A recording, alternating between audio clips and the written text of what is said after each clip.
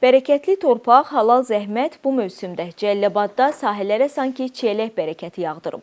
Aprel ayından yığımına başlanan bu xoş ətirli giləmeyvə indi təkcə ölkə daxilində deyil, xarici bazarlarda da maraq çəkən məhsula çevrilib.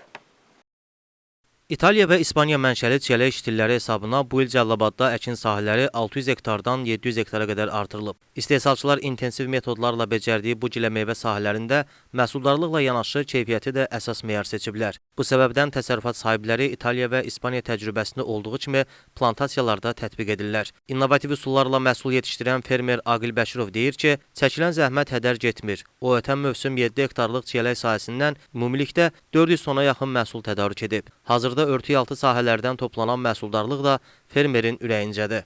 Örtüyaltı çiyələk plantasiyalarında yetişdirilən məhsul bu il nisbətən hava şəraiti ilə bağlı gec yığımı həyata keçirilməsinə baxmayaraq artıq yığım sürətli mərhələdədir və hər gün demək olar ki, sahələrdən 10-12 ton civarında məhsul toplanaraq tədarük olunur.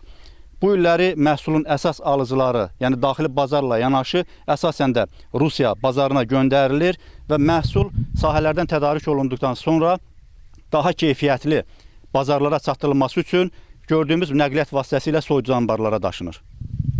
Keçən ilki ilə bu ilki fərqimiz havasatın biraz əlverişsiz keçdiyinə görə keçən illəri martın axırından başlamışdıq. Bu illəri aprel ayının 5-dən yığımlara başlamışıq. Aprelin 10-dan Rusiya bazarlarına ixracımız başlayıb. Soyucu anbarlarda çeşidlənir və günlərcə saxlanıla bilir və saxlanıldıqdan sonra daxili bazara və xarici bazara göndərilir. Və son illərdə sevindirici haldır ki, bizim soyucu anbarlarımız çoxluq təşkil edir, məhsullarımız keyfiyyətli qalır, alıcılar razı qalır məhsulumuzdan.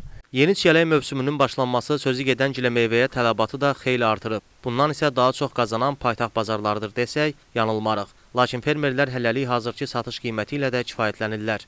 Bu illəri daha gözəldir. 3 manat 50 qəpikdən mövsümümüz başlayıb. Hal-hazırda 2 manat 50 qəpikdir və bu bizim fermeri olaraq da bizləri qane edir. Qeyd etdiyimiz kimi məhsula o qədər maraq dairəsi geniş olmuşdur ki, deməli xarici dövlətlərdən də sahibkarlar bizim yerli sahibkarlarla müqavilələr bağlayır.